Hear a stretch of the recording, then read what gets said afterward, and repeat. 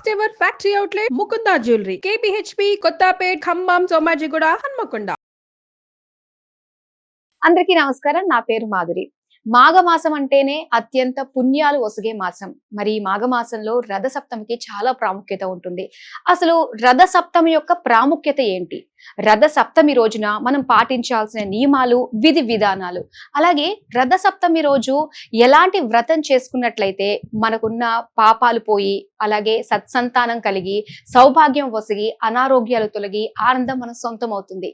ఇలాంటి ఎన్నో ముఖ్యమైన విషయాలు తెలియజేయడానికి మనతో పాటు ఉన్నారు ప్రముఖ జ్యోతిష్యులు నందిబట్ల శ్రీహరి శర్మ గారు. మరి గురువు గారిని అడిగి దీనికి సంబంధించి బోల్డ్ అనే విషయాలు మనం తెలుసుకుందాం. నమస్కారం గురువు గారు. వాగర్థావివ సంపృక్తౌ వాగర్థ ప్రతిపత్తయే జగతః పితరౌ వందే పార్వతీ పరమేశ్వరౌ. సదాశివ సమారంభాం శంకరాచార్య మధ్యమాం అస్మదాచార్య పర్యంతం వందే గురు పరంపరాం.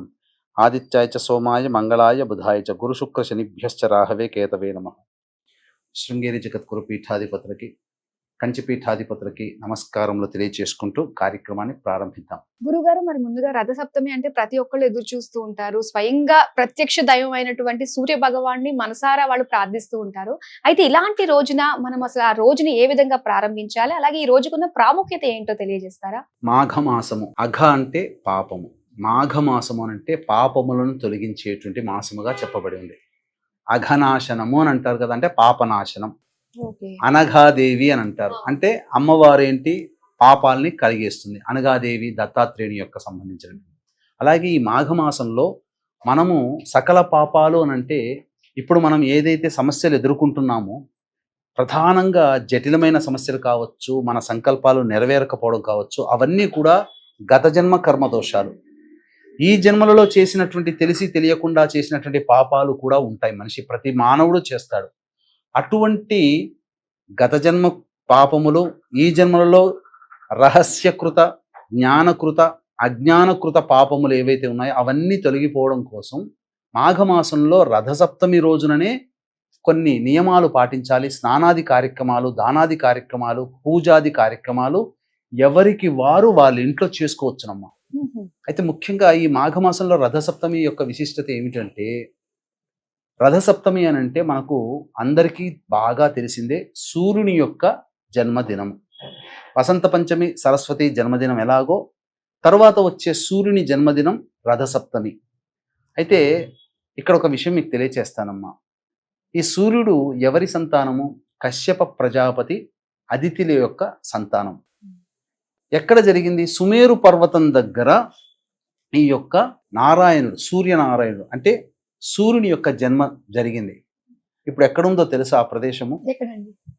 అది ప్రస్తుతం ప్రపంచంలో జపాన్లో ఉంది. సుమేరు పర్వతాలు అని అంటారు. అక్కడ మేరు పర్వతం, అట్లా ఆ విధంగా అక్కడ జననం జరిగింది. కాబట్టి ప్రపంచం మొత్తంలో కూడా మీకు మొట్టమొదటి సూర్యుడు ఉదయించే ప్రదేశం జపానే. సూర్యుని యొక్క లక్షణాలు ఏంటంటే, ఏ రోజు పని ఆ రోజు పూర్తి చేసుకోవడం, అలాగే నిండు నూరేళ్లు ప్రకాశంగా వెలగడం, ఉండడం, జీవించడం, అలాగే బద్ధకం లేకుండా ఉండడం. ఈ లక్షణాలన్నీ జపాన్లో ఉన్నాయిగా. ఇప్పటికీ ముసలి వాళ్ళు, వయోవృద్ధుల శాతం ఎక్కువ ఉంది. 102 ఏళ్ళు, 120 ఏళ్ళు బతుకుతున్న వాళ్ళు, 100 దాటిన వాళ్ళ సంఖ్య జపాన్లో ఎక్కువ. ప్రపంచం మొత్తంలో చూసుకుంటే వాళ్ళందుకే ఎప్పటి పని అప్పుడు పూర్తి చేస్తారు. అంత అణుబాంబులు వచ్చినా వాళ్ళు నిలదొక్కుని ప్రపంచంలో 2వ ఆర్థిక శక్తిగా ఎదిగారు. మరి అంతటి అంటే ఆ సూర్యుని యొక్క లక్షణాలు వాళ్ళలో ఉన్నాయి. అంటే సూర్యుడు ఉదయిస్తాడు. మొట్టమొదటి సూర్యోదయం ప్రపంచంలో జపాన్లో. కానీ సూర్యుని జన్మ ఆ జపాన్ దీవుల్లో జరిగింది. అయితే ఇక్కడ ఈ రథసప్తమి రోజున ప్రధానంగా అనేక విషయాలు మనం వ్రతాలు, నియమాలు, స్నానాలు అనేటువంటివి ఆచరించాలమ్మా. అయితే ముఖ్యంగా స్నానాలు అని చెప్పేసి అన్నారు కాబట్టి, సో అంటే ఆ రోజు పర్టికులర్ గా విధి విధానం ఏమన్నా ఉంటుందంటారా స్నానాధికాలకి? మనకు స్నానం ఆచరించే సందర్భము అనేక మాసాల్లో చెప్పబడకపోయినప్పటికీ కూడా ముఖ్యంగా రథసప్తమి రోజునే విశేషంగా స్నానం ఆచరించమని శాస్త్రం చెప్పబడి ఉంది. కాబట్టి ఈ స్నానం ఆచరించే సందర్భంలో రేగి పండ్లు, 7 జిల్లేడు ఆకులు కానీ, లేదా 7 రేగి ఆకులు కానీ, రేగి పండ్ల ఆకులు కానీ తీసుకోమని చెప్పింది శాస్త్రం. కాబట్టి బ్రహ్మముహూర్త కాలంలో నిద్రలేచి కాలకృత్యాదులన్నీ తీర్చుకొని చక్కగా స్నానం ఆచరించాలి. అయితే ఈ స్నానం ఆచరించడానికి విధానం ఒకటి ఉంటుంది.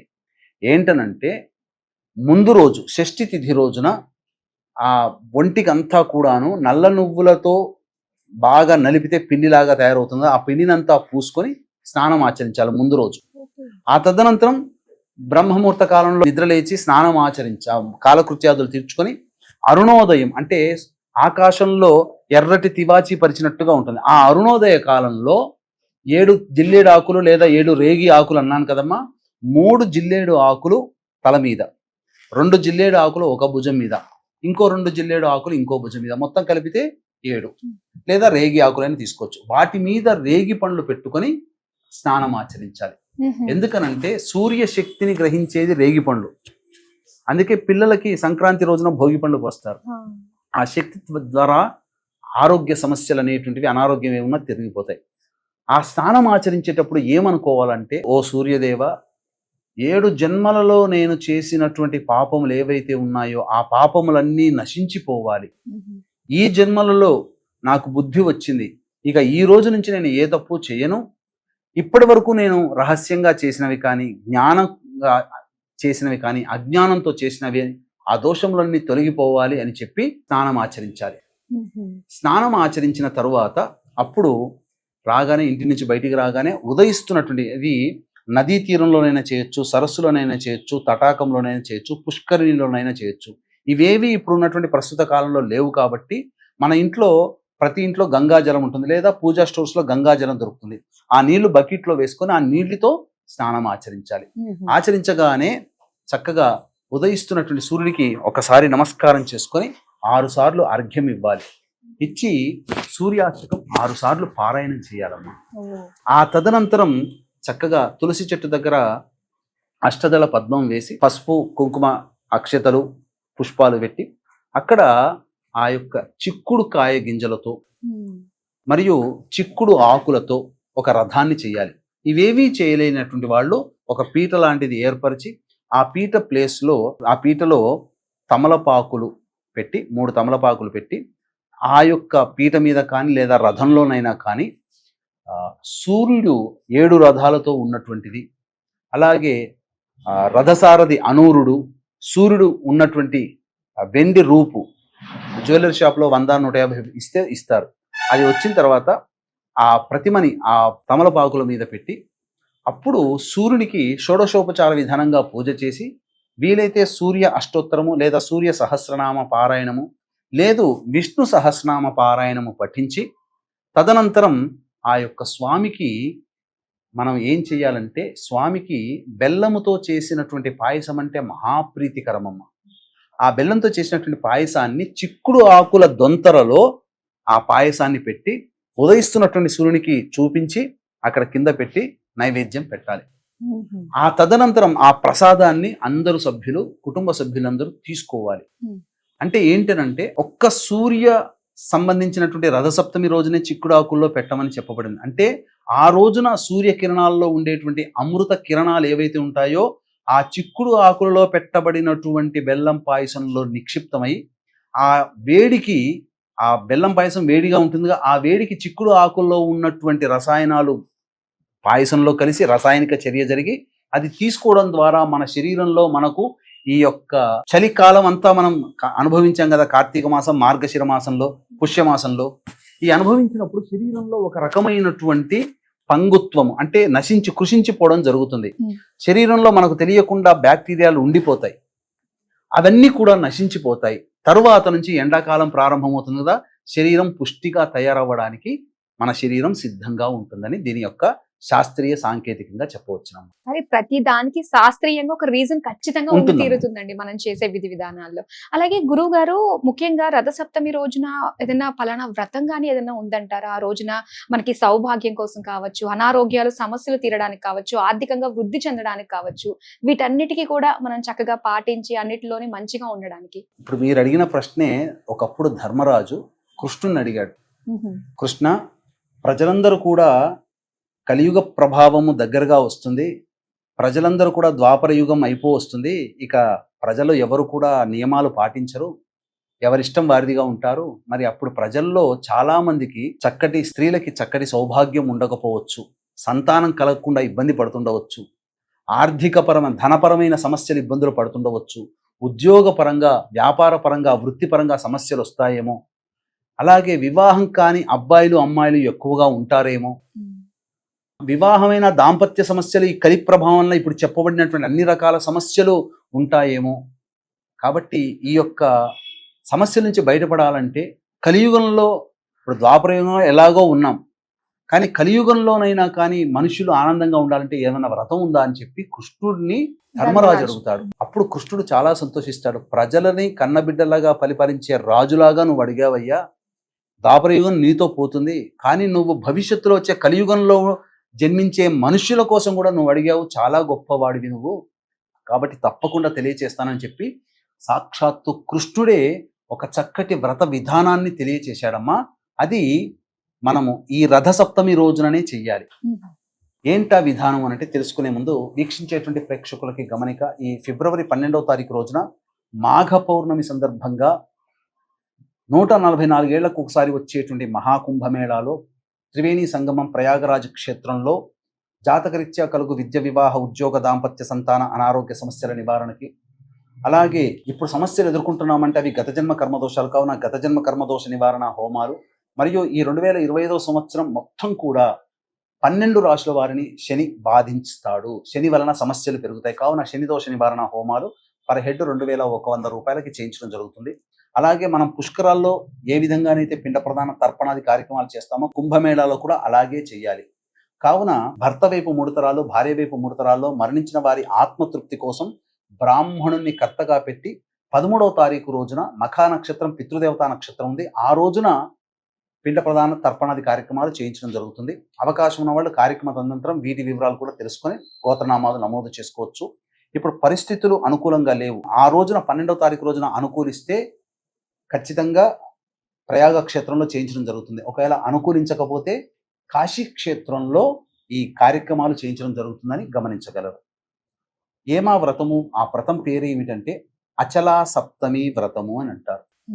పూర్వము సగర చక్రవర్తి అనేటువంటి ఇక్ష్వాకు అనగా సూర్యవంశపు రాజు, రాముడి వంశంలో ఉన్నవాడు. ఆ సగర చక్రవర్తి దగ్గర ఇందుమతి అనే ఒక నాట్యకత్తె ఉండేది. ఆమె రాజు ద్వారా అభిమానం ద్వారా అనేక బహుమానాలు పొందింది, చాలా ధనవంతురాలైంది. ఒకరోజు ఈ విధంగా ఉజ్జయిని నగరంలో సంచరిస్తూ ఉంటుంటే అనారోగ్యంతో బాధపడుతున్నటువంటి వాళ్ళు, ధనపరమైన సమస్యలతో బాధపడి ఇల్లు వాకిలి లేని వాళ్ళు, కూడు గుడ్డ లేని వాళ్ళు, అలాగే వివాహం కాకుండా ఇబ్బంది పడుతున్నటువంటి వాళ్ళు, వివాహమైన దాంపత్యంలో ఉండి దాంపత్యంలో ఇరువురు కొట్లాడుకుంటున్నటువంటి వాళ్ళు, అలాగే ఆర్థికపరమైన సమస్యలతో, ఉద్యోగపరమైన సమస్యలతో బాధపడేటువంటి వాళ్ళందరినీ చూసిన తర్వాత వీళ్ళందరికీ కూడా నేను బాగున్నాను, నా జీవితమే అనుకుంటే ఇంకా దౌర్భాగ్యంగా వీళ్ళున్నారు, వీళ్ళకందరికీ కూడా మంచి జరగాలంటే అన్నిటికంటే ముఖ్యంగా శివానుగ్రహం కలిగితే ఈ సమస్యలన్నీ ఉండవు కదా అని చెప్పి ఆమె ఎవరిని అడగాలని చెప్పి ఆ క్షిప్రా నదీ తీరం దగ్గర వెళుతూ ఉంటుంటే వశిష్ఠ మహాముని దగ్గరికి వెళుతుంది. వశిష్ఠ మహాముని దగ్గరికి అడిగినప్పుడు ఆయన చాలా సంతోషించి, ఒక వ్రత విధానం ఉందమ్మా, ఆ వ్రత విధానం ఆచరించడం వల్ల నీకు కూడా శివ సాయుధ్యం కలుగుతుంది అని చెప్పడం చేత ఆమె వశిష్ఠుని యొక్క సూచన మేరకు ఈ ప్రయాగ క్షేత్రంలో, కాశీ క్షేత్రంలో ఈ వ్రతాన్ని ఆచరించింది. ఏం చెయ్యాలి ఆ రోజునంటే నెత్తి మీద ఒక దీపారాధన చిన్నది పెట్టుకొని తటాకంలో కానీ, సరస్సులో కానీ, చెరువులో కానీ చేయాలి. లేదు అటువంటి అవకాశం ఇప్పుడు మన ఇంట్లో ఉండదు కాబట్టి స్నానం ఆచరిస్తూ 7 జన్మలలో చేసినటువంటి పాపమంతా కూడా నశించిపోవాలని చెప్పి సూర్యోదయం కంటే ముందే ఆకాశం ఎర్రగా ఉండేటువంటి సమయంలో స్నానం ఆచరించాలి. ఇంట్లోనైనా చేయవచ్చు, బకెట్లో గంగ తెచ్చుకొని, లేదు నదీ తీరంలోనైనా చేయవచ్చు. చేసి మనకి గంగేచ యమునే కృష్ణ గోదావరి సరస్వతి నర్మదే సింధు కావేరి జలేస్మిన్ సన్నిధిం కురు కావేరీ తుంగ భద్రాచ కృష్ణవేణీ చ గౌతమి భాగీరథీ చ విఖ్యాతా పంచగంగా ప్రకీర్తితా అనే శ్లోకాన్ని కూడా, లేదా 7 నదులని కూడా, 7 నదులని కూడా తలుచుకొని స్నానం ఆచరిస్తే ఆ నదుల్లో స్నానం ఆచరించిన ఫలితం దక్కుతుంది.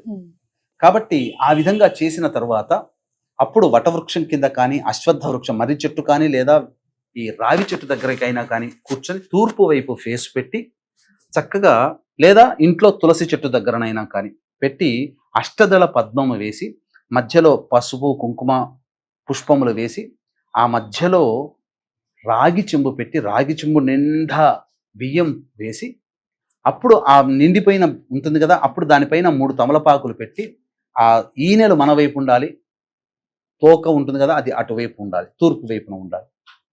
అలా ఉన్న తర్వాత అప్పుడు ముందుగా గణపతి పూజ చేసుకొని గణపతి యొక్క అనుగ్రహం తీసుకొని శివ గౌరీ ప్రతిమ వెండి రూపు దొరుకుతుంది. అలాగే సూర్యుడు రథసారథి 7 గుర్రాలు ఉన్నటువంటి ప్రతిమ దొరుకుతుంది. అవి 2 ఆ యొక్క తమలపాకులో వేసి ముందుగా గణపతి పూజ గణపతి యొక్క అనుగ్రహం తీసుకొని తదనంతరం శివ సహస్రనామము అలాగే గౌరీ సహస్రనామము సూర్య సహస్రనామం లేదా సూర్య అష్టోత్తరంతో షోడశోపచార విధానంగా పూజ చేసి అప్పుడు నైవేద్యము ఏదైనా పండ్లు పెట్టవచ్చు. సాయంకాల ప్రదోషకాల సమయం వరకు కూడా ఉండి మళ్ళీ ప్రదోషకాల సమయంలో మళ్ళీ పూజ చేసి ఆ కాలంలో అనగా ఈ మాఘమాసంలో ఏ పండ్లు మనకు ఇంటి దగ్గర దొరుకుతాయో ఆ పండ్లు నివేదన పెట్టవచ్చు. తదనంతరం మళ్ళీ ఆ రోజంతా ఉపవాసం ఉండవచ్చు, పాలు పండ్లు తినవచ్చు. ఆ తదనంతరం తెల్లవారుజామున మళ్ళీ అరుణోదయ కాలంలో స్నానం ఆచరించి అప్పుడు ఆ విధంగా ఆ కలశంలో ఉన్నటువంటి ప్రతిమలకి మళ్ళీ పూజ చేసి ఆ ప్రతిమలు కలశంతో సహా బ్రాహ్మణుడికి దానం చేసినట్లయితే శివ సాయుధ్యము కలుగుతుంది. ఇది ఈ మాఘమాసంలో రథసప్తమి అయినటువంటి సప్తమి తిథి రోజునే చెయ్యమని మనకు శాస్త్రం. ఇక వేరే రోజుల్లో చేయడానికి అవకాశము లేదు. కాబట్టి ఈ రోజునే చేయాలి. ఇటువంటి విధానంగా చేసినటువంటి వాళ్ళకి ఉద్యోగ సమస్యలు తీరుతాయి, దాంపత్య సమస్యలు తీరుతాయి, సంతాన సమస్యలు తీరుతాయి, స్త్రీలకి సౌభాగ్యం కలుగుతుంది, ముఖ్యంగా అనారోగ్య సమస్యలు తీరుతాయి, అలాగే మనకు ఆర్థిక పరమైన సమస్యలు కూడా తీరుతాయి అని మనకు శాస్త్రంలో చెప్పబడి ఉంది. రథ సప్తమి గురించి ఆ రోజు చేసుకోవాల్సిన విధి విధానాల గురించి చాలా చక్కగా వివరించినారు. అలాగే గురుగారు మరి ఈ రోజు పాటించాల్సిన నియమాలు ఏమైనా ఉన్నాయండి? నియమాలు అంటే రథసప్తమి రోజున స్నానం ఆచరిస్తున్నప్పుడు ఆ రోజున నూనె రాసుకోకూడదమ్మా. కొబ్బరి నూనె కానీ ఏ నూనె రాసుకోకూడదు. ఎందుకంటే నూనె అనేటువంటిది శని సంబంధం కాబట్టి ఆ రోజున నూనె రాసుకోకూడదు. ఇక ఆ రోజున ధూమపానము, మద్యపానము, మాంసాహార భోజనము, దాంపత్యము, పెద్దలని తిట్టడము, ఆడవాళ్ళని కొట్టడము, బాధ పెట్టడము, కంటనీరు తెప్పించడం ఇలాంటివి ఏవీ చెయ్యకూడదు. మధ్యాహ్నం పూట అస్సలు సూర్యుడు ఉదయించిన దారభ్యత సూర్యాస్తమయం వరకు అసలు నిద్రపోకూడదు. అలాగే అవకాశం ఉంటే జాగారం చేసినా చాలా మంచిది. కానీ ఆ రోజున రాత్రిపూట టిఫిన్ చేసి నిద్రపోవచ్చు. ఈ నియమాలు గనక పాటించిన వాళ్ళకి తప్పకుండా సూర్యుని యొక్క అనుగ్రహం వలన అనేకంగా సమస్యలు తీరుతాయి. ప్రత్యక్ష దైవం సూర్యుడినమ్మ. సూర్యుడు కేవలం ఉద్యోగం ఆరోగ్యమే అనుకుంటుంటారు చాలా మంది. మరి సత్రాజిత్తుకి 100 బారుల బంగారాన్ని ప్రసాదించే శమంతకమణినే ఇచ్చాడు కదా, అంటే ధనపరమైన సమస్యను కూడా తీరుస్తాడు అని సూర్యునికి సంకేతం. కాబట్టి చెప్పినటువంటి విధానంగా అందరూ ఆచరించి ఆ సూర్యానుగ్రహాన్ని పొందండి. కృష్ణుడి కొడుకైనటువంటి సాంబుడికి అనారోగ్యం చేస్తే ఈ రథసప్తమి రోజునే సూర్యుని ఆరాధించి సమస్తమైనటువంటి అనారోగ్య దోషాన్ని తొలగించుకున్నాడు. మయూరుడు అనేటువంటి ఒక గొప్ప కవి కూడా అతనికి క్షయరోగము అనేది వస్తే ఈ యొక్క సూర్యుని ఆరాధన చేసి మయూరకృత ఆ సూర్యుని యొక్క ఆనందంలో సూర్యుని స్తుతించాడు. మయూరకృత సూర్య స్తోత్రం కూడా చాలా అద్భుతంగా ఉంటుందమ్మా. ఇలా అందరూ ఆచరించిన వాళ్ళు అనారోగ్యాన్ని, అన్ని రకాల జాతకరీతి అన్ని రకాల సమస్యల్ని దూరం చేసుకున్న వాళ్ళు. చాలా సంతోషం గురువు గారు. రథ సప్తమి రోజు చేయవలసిన నియమాలు, పాటించాల్సిన విధి విధానాలు అన్ని కూడా మాకు తెలియజేసినందుకు ధన్యవాదాలు. సర్వం శ్రీ ఉమామహేశ్వర పరబ్రహ్మార్పణమస్తు. చూసారు కదండి, రథ సప్తమి రోజు మనం చేయాల్సిన నియమాలు ఏమిటి, ఎలాంటి విషయాలు మనం పాటించాలి, అలాగే వ్రతం చేయదలిచిన వాళ్ళు ఏ విధంగా చేసుకోవాలి అనే వివరాలు మనకి గురువు గారు తెలియజేశారు కదా. మరో కార్యక్రమంతో మళ్ళీ మీ ముందుకు వస్తాం. అంతవరకు సెలవు, నమస్తే.